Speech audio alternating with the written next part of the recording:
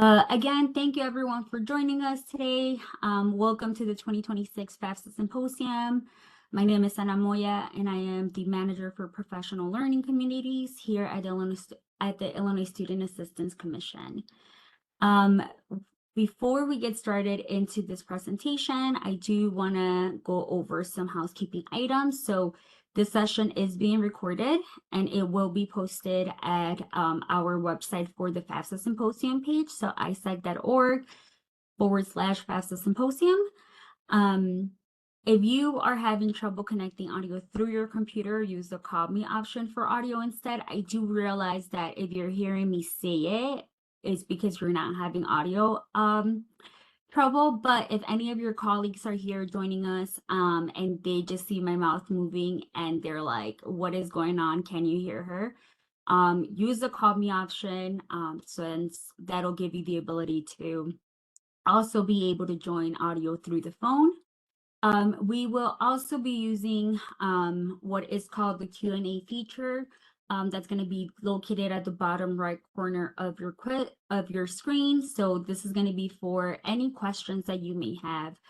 I do want to use the chat to network to be able to share thoughts on the presentations.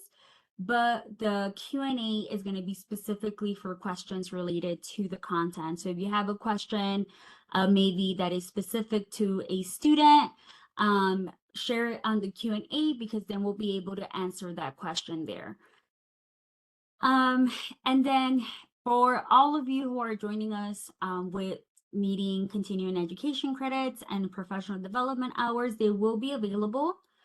In order to be able to receive both of them, you do have to attend at least 75% of the symposium today. This opportunity for the continuing education credits and professional development hours is going to be shared through an email as a follow-up to all of our attendees, anyone who registered, once the symposium has taken place. So give us about a week to send out that message.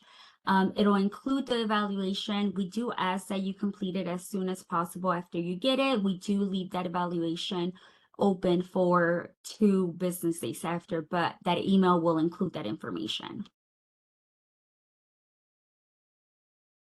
Now, this is going to be a breakdown for today. So from 9 to 9:50, you are with me. This is going to be the welcome and kickoff. And then we do have a lot of great sessions for today. From 10:10 to 11 a.m., we're going to have breakout 8, which is going to be compiled of the following sessions. That's going to be an overview of new ISAC programs, running effective financial aid workshops, supporting foster youth to post-secondary as it relates to financial aid. So all of these are going to be part of breakout 8. Please, registration is still open. Those registration links are open. So if you just signed up for the welcome and kickoff, feel free to go into our isac.org/symposium page and register for other sessions. Now, again, the presentations and the recordings are going to be up, but I think presenters really appreciate being able to interact. And if you do want the opportunity to ask, like, for example, that overview of new ISAC programs, if you have ISAC specific questions, that'll be a great opportunity for you to ask those questions. From 11:10 to 12 p.m., we're going to have breakout B. This is going to be a one-click college admit. If you haven't heard of it, I really suggest that you attend some of that session specifically because it has information pertaining to juniors. If you work in financial aid, we usually get to work with,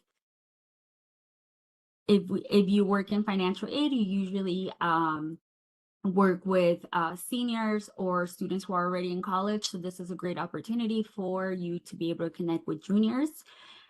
We also have helping students understanding financial literacy. FAFSA for students experiencing homelessness as well. I know this is a big group that we tend to get a lot of questions when it comes to like how to assist with the financial aid process. So yes, please continue to register for those sessions. And lastly, for breakout C, we're going to have the session on the 2026-2027 alternative application, and then DCFS post-secondary supports.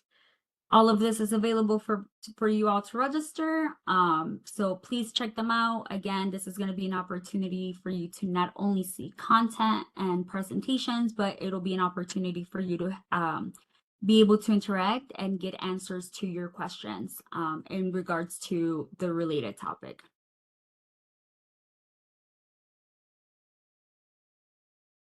For the agenda for this opening session is going to be short and brief. So we are going over some opportunities. I'm trying something new today where I go with the opportunities up front instead of having them at the end. So these are going to be resources. We have opportunities for students and parents. We have opportunities for professionals. And we have some new tools that are available for students as well. I'm going to be going over some of the 2026-2027 FAFSA changes just to get you all a little bit warmed up for the 2027-2028 FAFSA changes as well. So let's get started with some of the opportunities.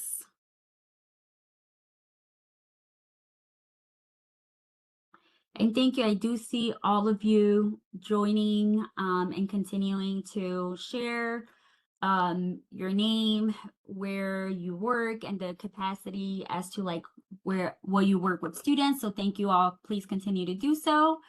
If you see any familiar faces, anyone that is sharing their information on here, again, let them know, say hi to them, or anyone from ISAC.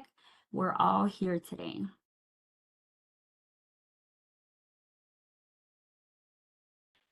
To get started with opportunities for students and parents, we have, and I say we, but part of our division, College Access and Services, they have came up with this opportunity for students and parents. This is going to be workshops for students and parents to learn more about the One Click College Admit, Illinois Direct Admissions Program. This is going to be a workshop where students and parents, depending on who signs up, they'd be able to learn more about how to sign up for the program. And then they would have the opportunity to get their questions answered. There are a lot of dates. They're all on. I thought I had the link to this. Olivia, if you can post the link to on the chat. I had it on the slide. Don't worry, I will have it when it gets uploaded into the website. But these are going to be all of the opportunities that are going to be available specifically for parents. I know a lot of you are used to interacting with us and attending our professional development events. But these is going to be an opportunity for parents to work with someone who has been trained specifically in answering their questions. And they're going to be professionals who have already worked with a ton of students and helping them sign up for One Click College Admit.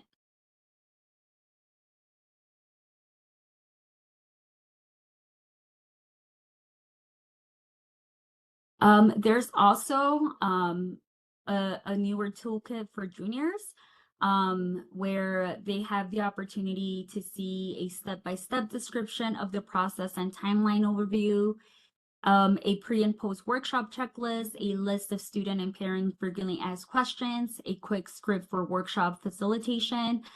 This is going to be available for you all to use that toolkit for your students. One of the things that also with this toolkit where we have gotten questions about like what are resources available, with the it does link it to a walkthrough of One Click College Admit, the application process.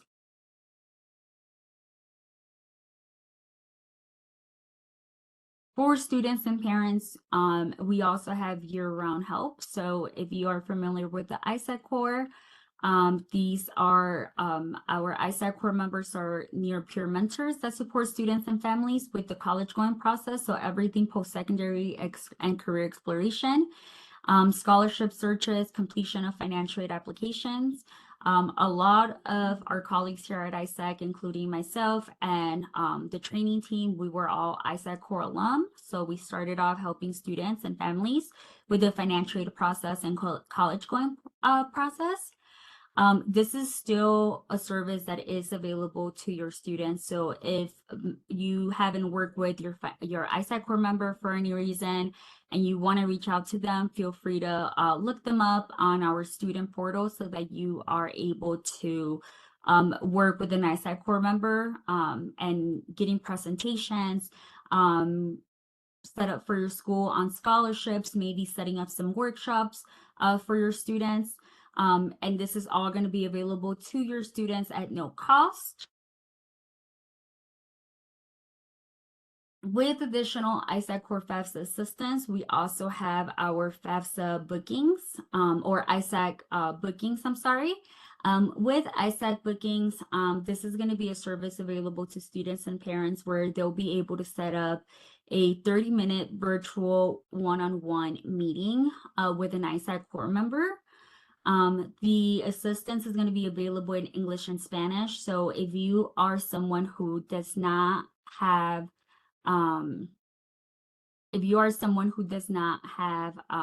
maybe like a Spanish speaking staff member in your school, or you just need that additional support for like after hours or during school, maybe parents wanted me and you're at capacity, this is going to be a great resource for you to share with them. We do have the link in English and Spanish as well, isac.org/bookings, and then isac.org/cita. That's going to be for Spanish. I have been recommending to counselors that if you are going to be out of office, maybe adding this to your out of office message so that any students who are needing assistance, and this doesn't just have to do with completing the FAFSA, this has to do with maybe if they're being selected for verification, if they have or need assistance with their financial aid offers and being able to compare them, anything that is related to financial aid, anything that is related to the post-secondary process, the families, the students, parents, they're able to sign up for an appointment and meet with an ISAC core member one-on-one. Again, a free resource at no cost. So great little link to add to your out of office message in case you are going to be out of office and you don't want your students falling behind in some of those processes that have to do with financial aid.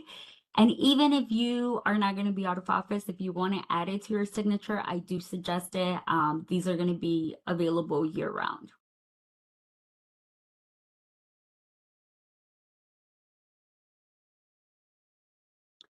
And then a lot of you are joining us today because you heard of the FAFSA Symposium from our e-messaging system. You might have received an e-message. A lot of you saw it from another partner or another newsletter that we shared out through. So if you are not signed up for our e-messaging, if you're one of those who heard about the FAFSA Symposium from somewhere else, we do have our e-messaging system where if you sign up, you'd be able to receive the latest news and updates from ISAC. This is going to include all of our in-person and virtual PD opportunities, information about ISAC programs and services, and then also more information on the MAP suspense date. This is where kind of like the first place where you would be able to receive that information. So definitely suggest signing up for it. And then as additional opportunities, this is not necessarily for students and parents, this is more for professionals. We do have our ISAC support request form up on our isac.org/PD website, where you have the opportunity to complete the outreach request form to request a presentation or workshop for students or parents. The form is available online. We do ask that you submit those requests at least 2 weeks in advance, so that we have enough time to get staff members ready to go out to you or prepare for their virtual presentation. So this is a great resource if you have 10 or more staff members that you feel like will benefit from one of the following topics. This could be the FAFSA line by line, working with special student populations, working on getting information about any of our monthly PD webinars. That doesn't need to be something that you submit a request form for. That is available on our website, and I'll share the calendar of some of these opportunities coming up. But then also we do have our financial aid certification series 2 that we hosted annually. That's not something that you can request, but it is going to be professional development that we put out available to you all to help you prepare for the FAFSA and all of the changes.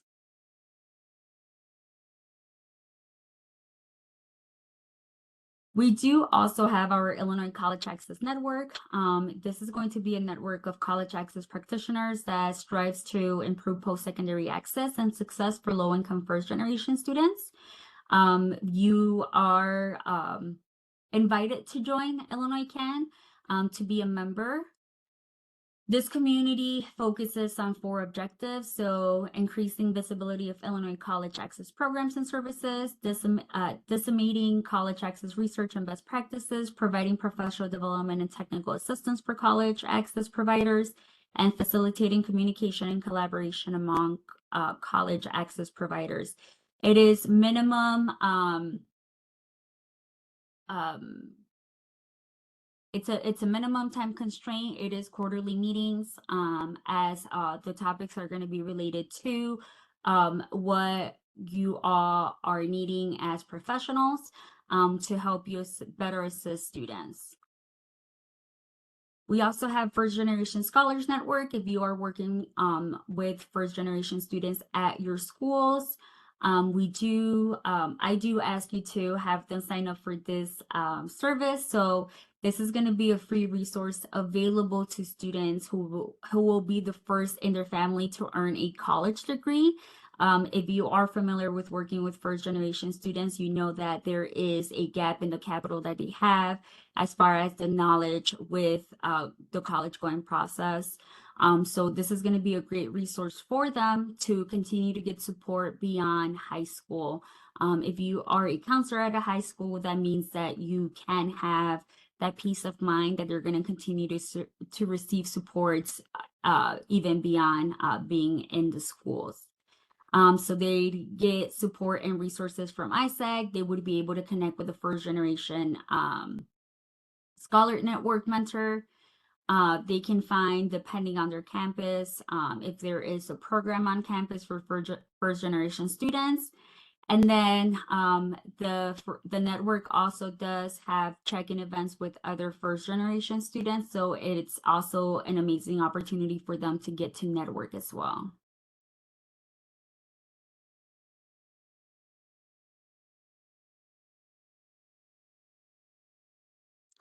And then these are some of the upcoming professional development offerings. So if you go to our website, isac.org/PD, again, all of these opportunities are going to be linked once we have the presentation up on our FAFSA Symposium page.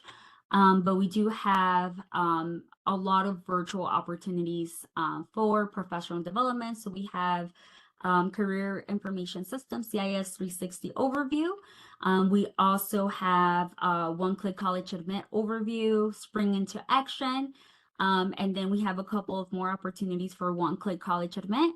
These one-click college admit overviews are specifically for professionals. I know earlier I mentioned opportunities for students and parents. These ones are going to be specifically for professionals. And with CIS 360, this is the Illinois Career Information System.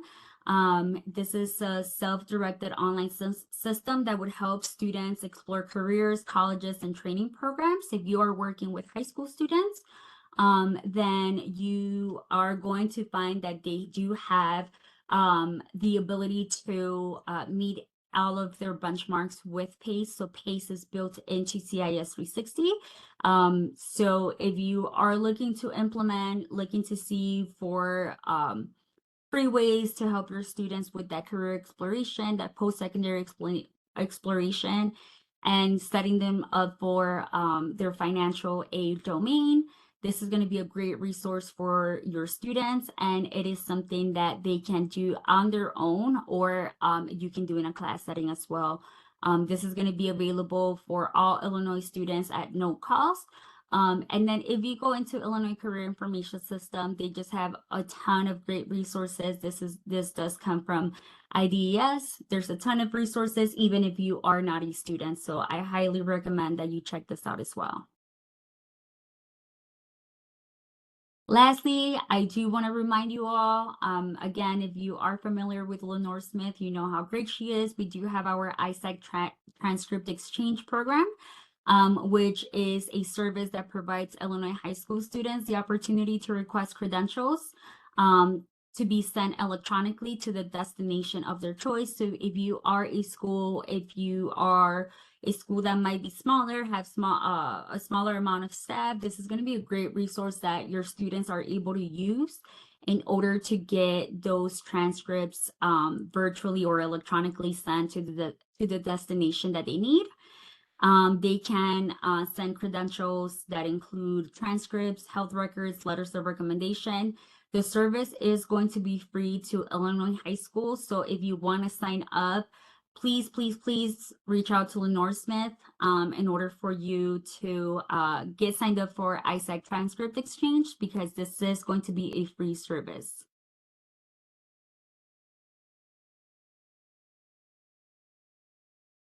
All right. Now, getting started with the 26-27 FAFSA changes. I do see that you all are active on the chat. Thank you, Olivia, for posting the links. I do want to remind you all, we also have the Q&A feature if you want to ask specific questions. It's going to be located at the bottom right corner of your screen. If you see the 3 dots, click on that and you'll see a little box with a Q for questions specifically.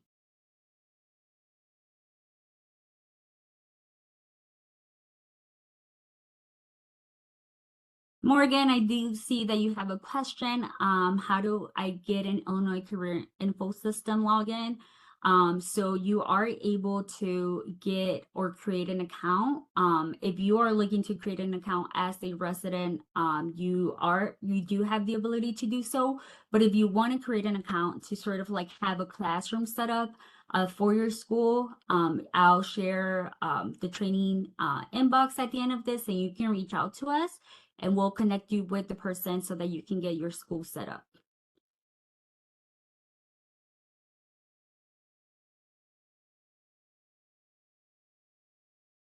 For the 26, 27 changes, these are going to be some of the updates.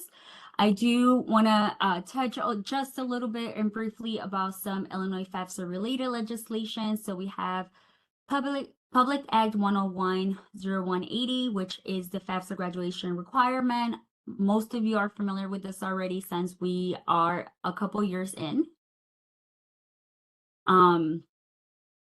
We are a couple years into this, so this is going to be the requirement that in public schools, students are required as part of graduation to complete a financial aid application, to complete the alternative app, or the non-participation form to graduate from high school.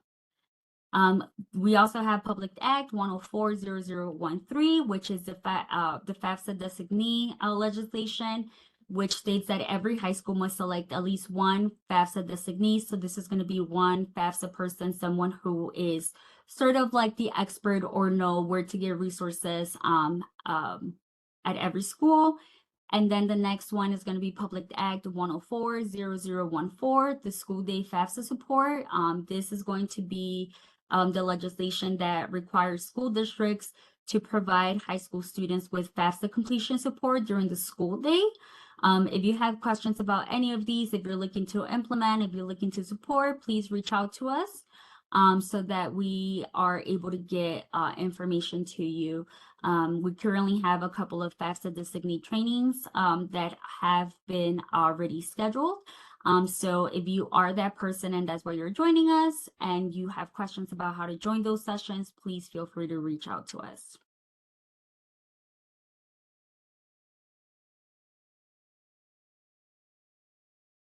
So a lot of you, if you have worked with students, you will know that the 2026-2027 FAFSA, of course, has been open. It was made available on September 24, 2025.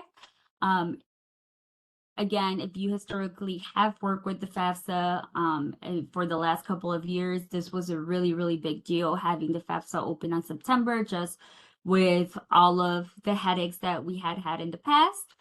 So this was an awesome update to the FAFSA for the 26-27 cycle. There were a lot of updates that I'll go into. So simplify contributor flow, the IRS instant data matching, investment changes, and overall 26-27 FAFSA form changes.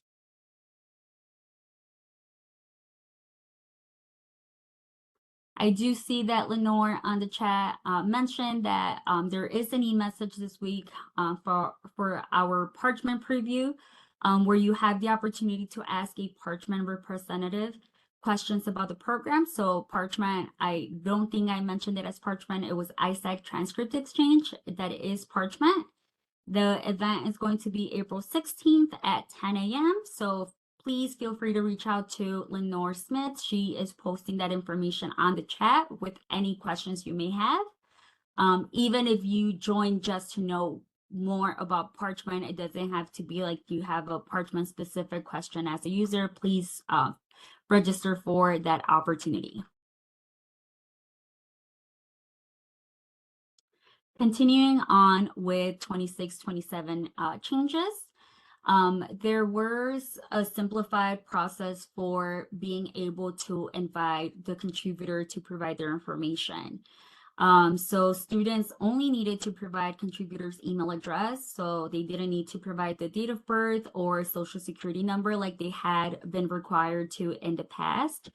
For the 24-25 cycle and even the 23-24 cycle, it was a huge headache to just attempt to invite the contributor, to invite a parent to provide their information for the student's FAFSA, because they needed to make sure that they entered the information, the date of birth and the social security number exactly as it appeared on their federal student aid account. And if it did not match exactly what was on the federal student aid account, then there was a lot of troubleshooting that needed to happen on the back end of things. So this was an amazing update that students only needed to provide those contributors' email addresses. They didn't need to provide all of the additional information. Another update is that once submitted, the parent will receive an email with a contributor code. This code does not expire. The code would allow the parent to be able to access a student's FAFSA, even if for whatever reason they couldn't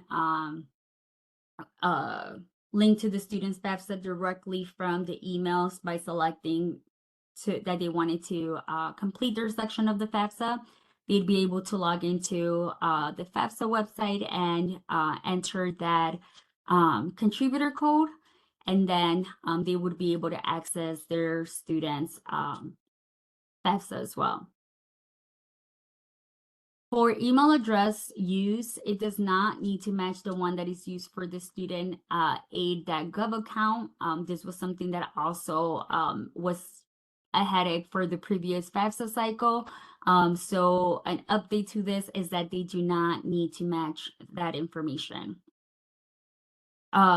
This simplified process, however, only applies if the student starts a FAFSA and invites the parent, not the other way around. So if the parent is starting the FAFSA on their end and they're entering their students' information to try to connect to the FAFSA, the information does have to match. We also have real-time identity verification as an update for the 26-27 cycle. Identity verification will instantly occur when a student aid.gov account is created. This means that the student or the parent, the user overall, did not have to wait those 1 to 3 days in order for their identity to be verified with the Social Security Administration.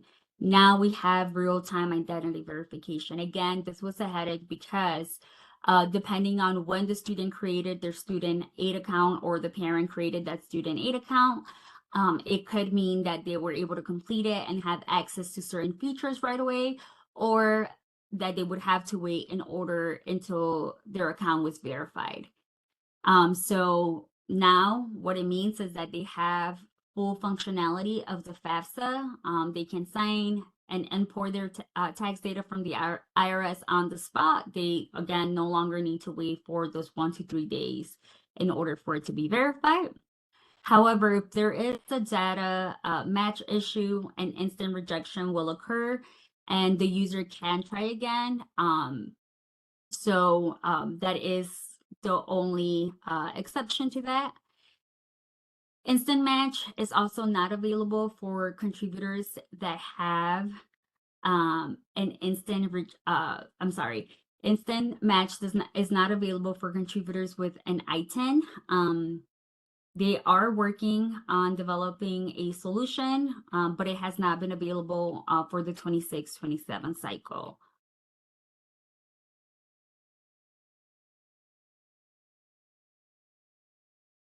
Another big update that came sort of back to the FAFSA is going to be with businesses and farm exclusions. So it used to, some of these protections were already in place in the past. As part of FAFSA simplification, there were changes made to it. And then now we are coming back to having those exclusions, which are great. So the following protections for small family businesses and farms are going to be back, which include that the student or the parent does not have to report the following assets. So the net worth of a family-owned business with 100 or family-owned business with 100 or fewer full-time or full-time equivalent employees, the net worth of a farm on which the family resides, the net worth of a commercial fishing business, and related expenses owned and controlled by a family. Depending on where you are in the state, all of these exclusions are gonna be amazing for your students. My example is if you're in the Chicagoland area, you're gonna work with a lot of students that might have those small family-owned businesses. So being able to exclude that from the FAFSA is going to really help with the students' financial aid situation.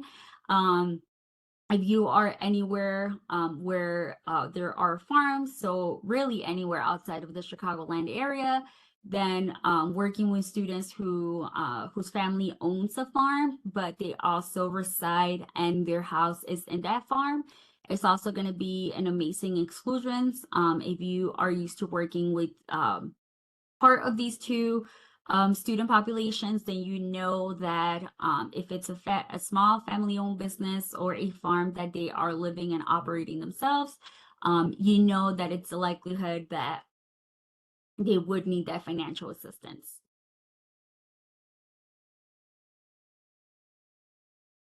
For asset information and what it looks like on the actual application, the text help has been updated to include that asset exemptions that have returned to the FAFSA form. So when you are working with a student and they are going through their assets, they would be able to see text related to this exemption.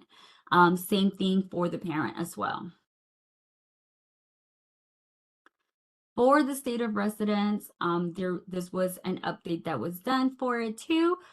So again, working with students and parents, you know that the state of legal residence, that was what the question used to ask, was a question that would confuse students. For the parent state of residence, the word legal has been removed, which is huge because it is not asking about an individual's immigration status, which a lot of parents sometimes associated it with. This is asking specifically for the state of residence. So removing that legal it's really going to help our students and mixed status families and not entering a little bit of panic when it comes to reporting this information. All contributors are asked to provide their state of residence and the date that they became a resident of the state. Just a little tip, a lot of our students who have lived here their whole lives, they have questions about answering what is their state of residence and when they became residents. If they have been here their whole life, then that would be at their their month of birth and their year of birth as well.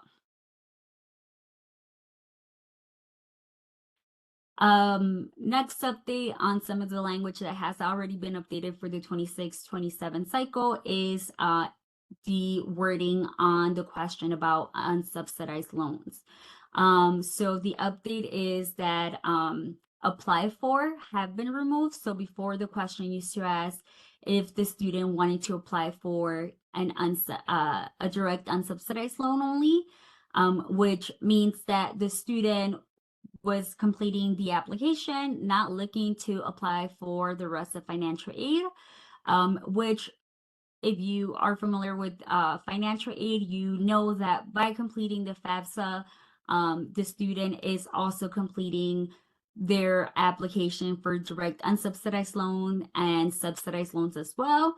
So this question also confused a lot of students, which caused, if they selected yes to this question, but they were looking to actually apply for all financial aid, it meant that they needed to come back and update this information. So that language has been updated for the cycle. And then for the parent wizard tool, this is a tool that will only show up in a separate web page only if the student selects who counts as a parent on the FAFSA form. So this is not something that is going to be embedded as part of the FAFSA form itself. This is going to be only for students who want more information on who counts as a parent on the FAFSA form. If you know you are working with students who have divorced parents or separated parents, this is going to be a really good tool for them to be able to identify whose information they put on the FAFSA.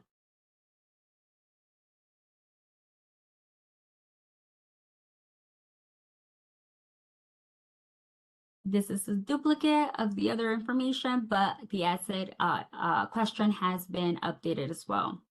Now, touching on some of the 27-28 FAFSA changes and what to expect. Automated student renewals.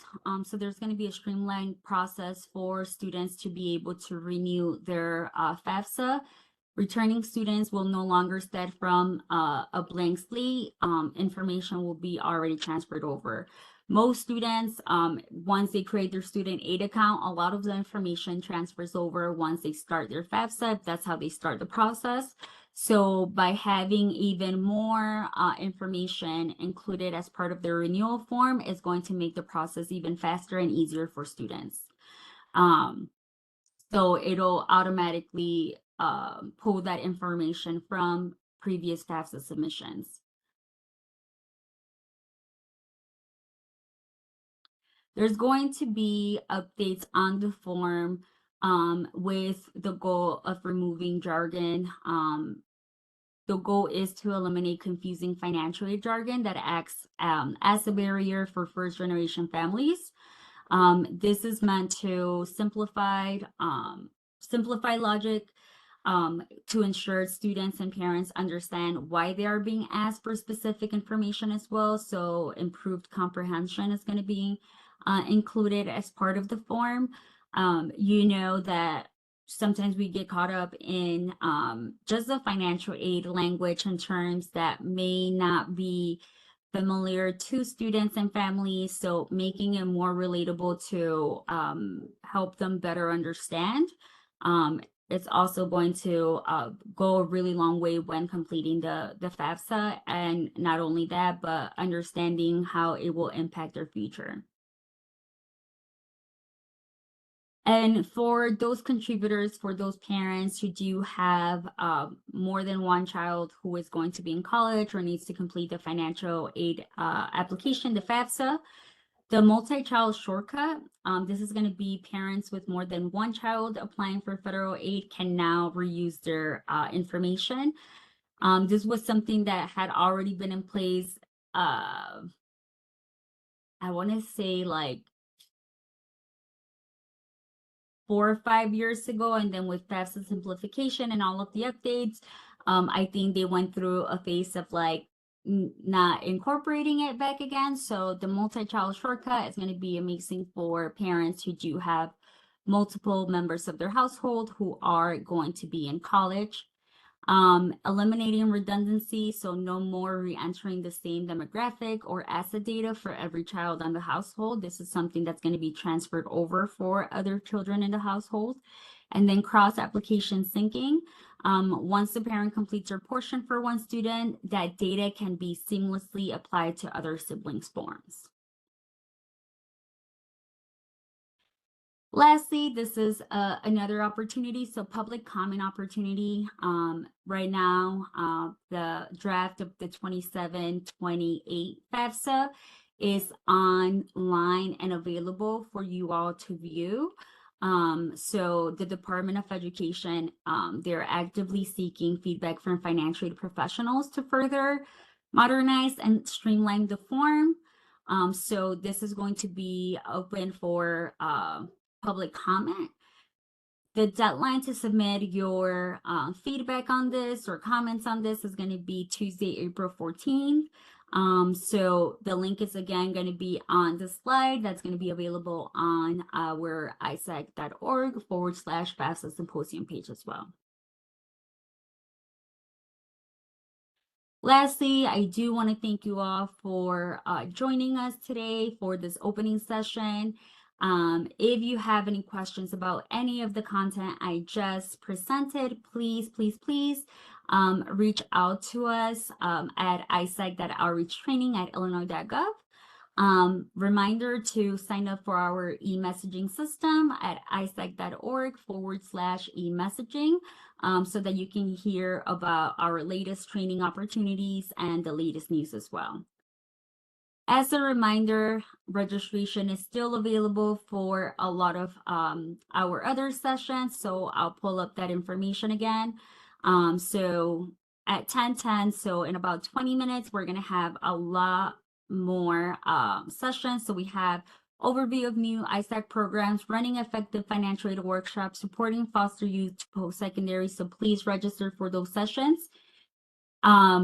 And then at 11:10, we have one-click college admit, helping students understand financial literacy, FAFSA for students experiencing homelessness as well. For the opportunity to receive CE and PD credit hours, that's going to be, the evaluation is going to be sent out after the event has taken place. The presentations are going to be available on our isac.org/FAFSA Symposium page after the event has taken place. So you'd be able to access all of the presentations on our website.